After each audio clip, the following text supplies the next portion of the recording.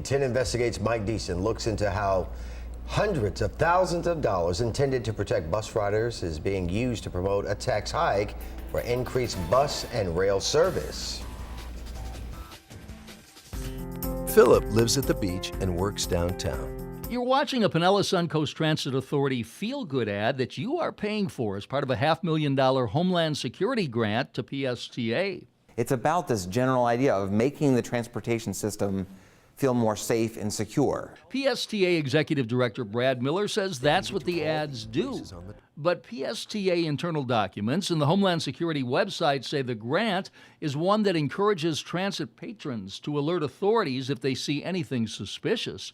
I don't understand how the TV spots do that. Mike, I understand your question. The DHS program, the public outreach component of it, is more than just about bombs and terrorism and police force. In my opinion, they've crossed the line. They've abused taxpayer dollars. Activist Dr. David McCaleb, who publishes the Sunbeam Times blog and is opposing a proposed Pinellas transportation tax called Greenlight Pinellas, says these PSTA ads are in reality promoting the tax. To learn more, visit greenlightpinellas.com or psta.net.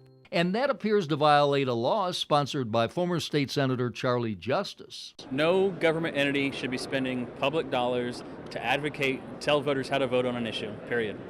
Federal or state. Any money. The people around here know that this money was supposed to be used to educate the public to stop bus bombings, and instead PSTA abused it so they could promote their Greenlight Pinellas rail boondoggle. And it's hard to argue with McCaleb when you look at these 3 TV ads paid by Homeland Security tax dollars, since the only mention of security concerns is PSTA cares about her time and her security. Philip knows PSTA is providing him with safe and secure bus service and get them there safely. nothing about suspicious packages, nothing about terrorists, nothing about bombs. How can that be? Well, Mike, it's a good question. Mike, I think that's a good question. Mike, I understand your question. Mike, it's a good question. That's what Miller kept saying over and over and over as he tried justifying the feel-good spots that are paid for with a $500,000 grant and intended to stop terrorism, but are actually directing viewers to the Greenlight Pinellas website. Mike, I think we feel very comfortable with how the funding was used, and we would welcome any kind of review of that. We contacted the Department of Homeland Security and asked if it approves of the way the money is being spent, but no one responded. Meantime, the General Accounting Office in this report has reprimanded the Department of Homeland Security for poor oversight and wasteful spending on grants just like this, which are intended for public education on fighting terrorism, but the money isn't always used for that purpose. In the newsroom, Mike Deason, 10 Investigates. Well, new information tonight following a 10 Investigates report last month. The Pinellas Suncoast Transit Authority was critical of our story, which raised questions about improper spending of taxpayer money. Tonight, as investigator Mike Deason explains, PSTA is now returning thousands of dollars to the federal government. It is very important that it be looked at. That's what Congressman David Jolly said in regards to these PSTA feel-good ads paid for with Homeland Security money. PSTA has professional bus operators. According to PSTA internal documents, the money was supposed to be used to encourage transit patrons to alert authorities if they see anything suspicious and promote awareness of security issues. I don't understand how the TV spots do that. Mike, I understand your question.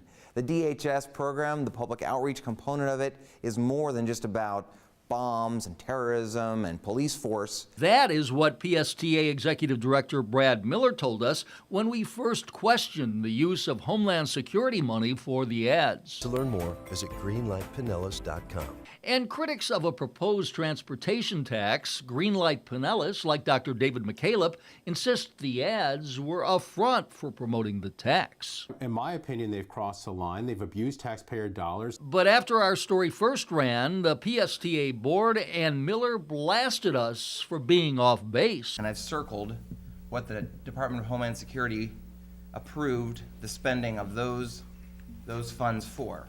However, in an email sent Friday morning to the PSTA board, Miller admits Homeland Security never approved the ads, and it was threatening to demand repayment.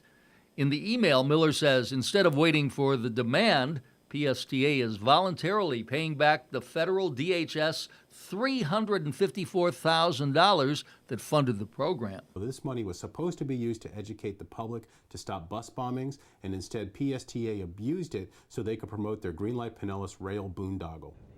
Meantime, in this email, PSTA Executive Director Brad Miller continues to defend the TV spots.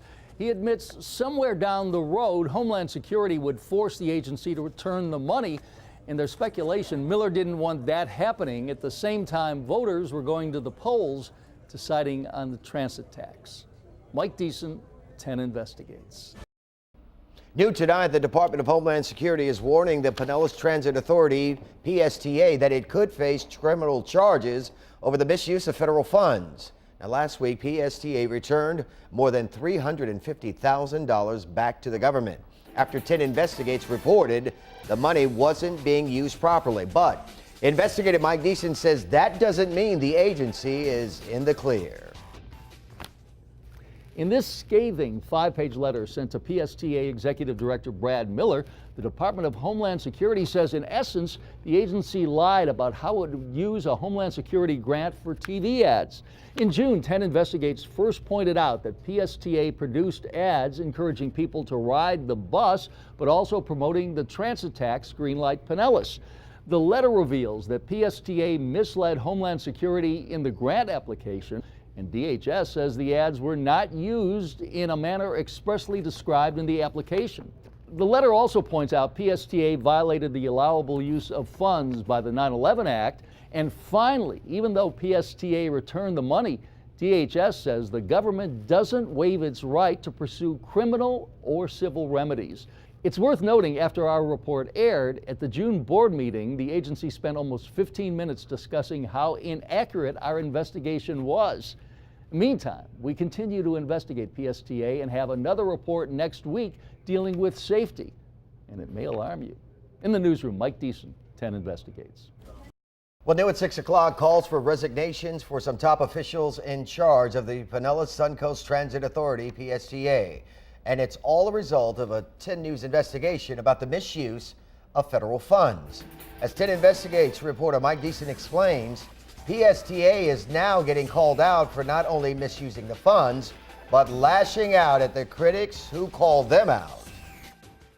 As we've been reporting, PSTA was supposed to use the federal money to help protect bus riders from terrorists instead of promoting its transit tax, Greenlight Pinellas. The agency was forced to return $354,000 to the feds and could face federal criminal and civil charges.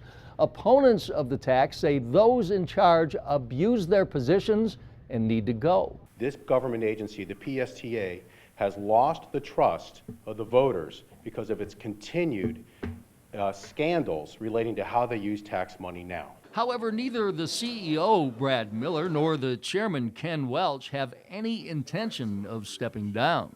So my answer to you is consistent. Not only is the answer no, I will not resign, but heck no, I will not resign. And despite the fact at previous meetings, the agency angrily trashed our stories, saying that it was misusing federal funds to promote the transit tax, Pinellas Greenlight, now it's admitting we were right. That this organization made a mistake with the handling of that grant. The information that we had at our last meeting was not accurate. Any organization makes mistakes. We have made mistakes, but we are learning from them. But instead of losing support, both the chairman and the CEO got a unanimous vote of confidence from the board. In the newsroom, Mike Deason, 10 Investigates. Now, these are not the only issues investigator Mike Deason found out with the PSTA tomorrow night at 11 o'clock. Mike's investigating serious safety issues with the buses and how the PSTA tried to cover them up. New tonight, shocking emails uncovered by 10 Investigates show that the PSTA plotted to misspend a federal grant to promote its transportation ballot issue. And Congressman David Jolly is calling for Homeland Security to investigate. 10 Investigates reporter Mike Deason joins us live in the newsroom with the details. Well, Reg, these are pages and pages of emails we obtained through a public records request that shows instead of using hundreds of thousands of dollars of Homeland Security money to make the buses safer, PSTA had a plan to advance its transportation initiative that goes to the voters next month. It is a bit shocking. Congressman David Jolly is talking about these emails 10 Investigates discovered showing PSTA CEO Brad Miller was lying when he gave this explanation on how the agency had used a $350,000 grant from Homeland Security. It's about this general idea of making the transportation system feel more safe and secure. That's what Miller was saying before he was forced to return the money to the federal government. That happened because our previous stories pointed out PSTA used the money for TV ads to promote an upcoming ballot issue called Greenlight Pinellas, intended to increase transportation. This organization made a mistake with the handling of that grant. While PSTA Chairman Ken Welch tried to pass off the misuse of federal money as an honest mistake, the emails show it was intentional. In this email, Director of Marketing Janet Recca explains, we were able to leverage our federal grant dollars and further Greenlight efforts. In this email, Miller says of the ads, they must have the Greenlight logo, and I insist on this and won't approve payment on anything else. And once again, in an email, Miller is saying, I know you, Janet, have heartburn about how this grant is being used. We can easily add some stuff about your beloved security. And these emails show they knew that they were using the taxpayer dollars to do that. In their words, they say they leveraged the grant money, essentially taxpayer dollars. They leveraged taxpayer dollars to promote Greenlight. That's wrong. And this was last year. This is not tied to the Greenlight effort that's underway right now. And while Welch tries to maintain the misuse of federal money is not about Greenlight, that is exactly what it's about. And Jolly is calling for the Department of Homeland Security to open an investigation. Once you get these emails, there is the smoking gun that we always talk about. Listen, this should be looked at. PSTA returned the money to the federal government, but in a letter, Homeland Security told PSTA, even if the debt is paid in full, the United States does not waive its right to pursue any applicable civil or criminal penalties. And that is what could happen if an investigation is open. We posted all these emails on our website, WTSP.com. In the newsroom, Mike Deason, 10 Investigates. Strong reaction today to 10 Investigates' discovery of emails that appear to show the Pinellas Transit Authority, PSTA, willfully misspent $350,000 of federal money. Now, investigative reporter Mike Deason, who first broke the story, joins us from the newsroom with the very latest. Mike.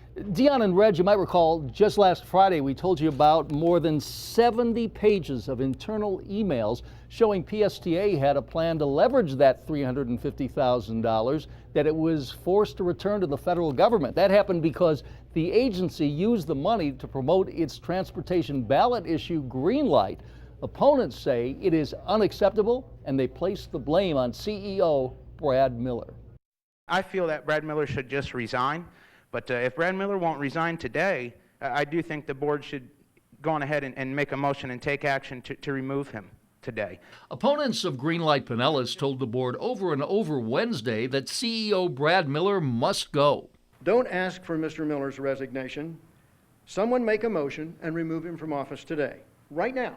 But Miller contends PSTA did not knowingly violate the conditions of the federal grant nor try to illegally use the money to promote Greenlight in TV ads. Those emails talk about logos at the very end of a 30-second ad. That It didn't talk about leveraging the federal money to promote Greenlight? There wasn't an email from Janet Recca that said that? There was an email that did say that. And Miller tried to downplay the internal emails we discovered because he says it's old news, despite the fact they just surfaced in our story last week. Why should you not be fired or face criminal charges for misappropriating $350,000 of federal money? I know that you were very focused on these emails from a year ago, and I've already apologized for that. It was a mistake. Opponents don't believe it. The man knew what was going on. He doesn't care.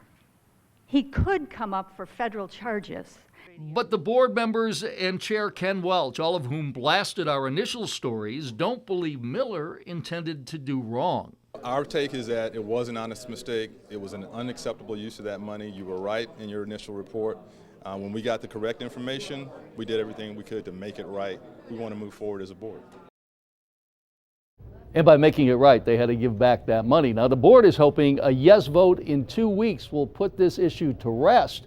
Meantime, some of the supporters of Greenlight privately tell me they're worried and say if the issue fails, Miller's handling of the grant money could be a decisive factor. To see our previous stories, go to our website, WTSP.com. We've posted them in the newsroom. Mike Deason, 10 Investigates.